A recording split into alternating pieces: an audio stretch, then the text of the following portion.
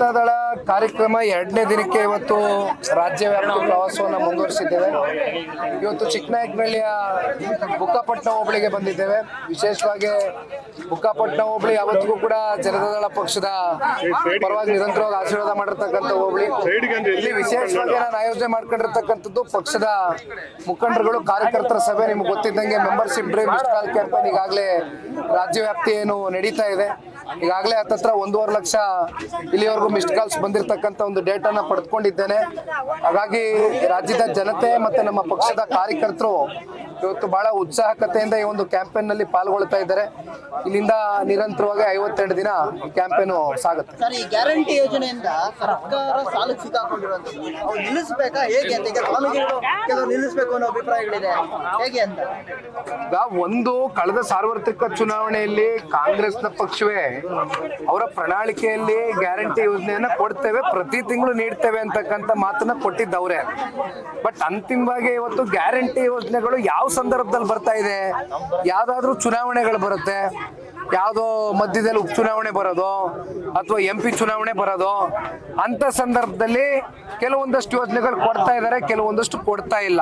ಇದು ಸಮರ್ಪಕವಾಗಿ ರಾಜ್ಯದ ಜನತೆಗೆ ಈ 5 ಗ್ಯಾರಂಟಿಗಳು ಹೋಗ್ತಾ ಇಲ್ಲ ಅಂತಕ್ಕಂಥದ್ದು ರಾಜ್ಯದ ಜನತೆಯ ಅಭಿಪ್ರಾಯ ಆಗಿದೆ. ಹಾಗಾಗಿ ಇಲ್ಲಿ ಗ್ಯಾರಂಟಿಗಳು ಕೊಡ್ತಕ್ಕಂಥದ್ದು ತಪ್ಪು ಅಂತ ನಾನು ಹೇಳ್ತಾ ಇಲ್ಲ. ಆದ್ರೆ ಗ್ಯಾರಂಟಿಗಳು ಕೊಡ್ತಾ ನೀವು ಅಭಿವೃದ್ಧಿಯ ಕಡೆಗೆ ಎಷ್ಟು ಗಮನ ಕೊಟ್ಟಿದ್ದೀರಿ? ಗ್ಯಾರಂಟಿಗಳ ಹೆಸರಲ್ಲಿ ಒಂದ್ ಕಡೆ ರಾಜ್ಯ ಅಭಿವೃದ್ಧಿನೂ ಕಾಣ್ತಾ ಇಲ್ಲ. ಇವತ್ತು ಎಷ್ಟು ಜನ ಶಾಸಕರಿಗೆ ಎಷ್ಟು ಅನುದಾನ ಕೊಟ್ಟಿದ್ದಾರೆ ಸರ್ಕಾರ ಕಳೆದ 2.25 ವರ್ಷದಲ್ಲಿ? ಎಷ್ಟು ಕೊಡ್ಲಿಕ್ಕಾಗಿದೆ? ಅಭಿವೃದ್ಧಿ ಹೆಸರಲ್ಲಿ ಲೂಟಿ ಹೊಡಿತಾ ಇದ್ದಾರೆ ರಾಜ್ಯ ಸರ್ಕಾರ. ಜೊತೆಯಲ್ಲಿ ಎಲ್ಲ ತೆರಿಗೆ ಇವೆಲ್ಲ ಜಾಸ್ತಿ ಮಾಡ್ಕೊಂಡು ಅಂತಿಮವಾಗಿ ತೆರಿಗೆನೂ ಜಾಸ್ತಿ ಕಟ್ತಾ ಇದ್ದಾರೆ ರಾಜ್ಯದ ಜನತೆ. ನೀವು 5 ಗ್ಯಾರಂಟಿಗಳು ಸಮರ್ಪಕವಾಗಿ ರೀಚೌಟ್ ಮಾಡ್ತಾ ಇಲ್ಲ. ಅಭಿವೃದ್ಧಿ ಕಾರ್ಯವೂ ಕೂಡ ಸ್ಥಗಿತ ಆಗಿದೆ. ಸಂಪೂರ್ಣವಾಗಿ ರಾಜ್ಯ ಸರ್ಕಾರ ವಿಫಲ ಆಗಿದೆ.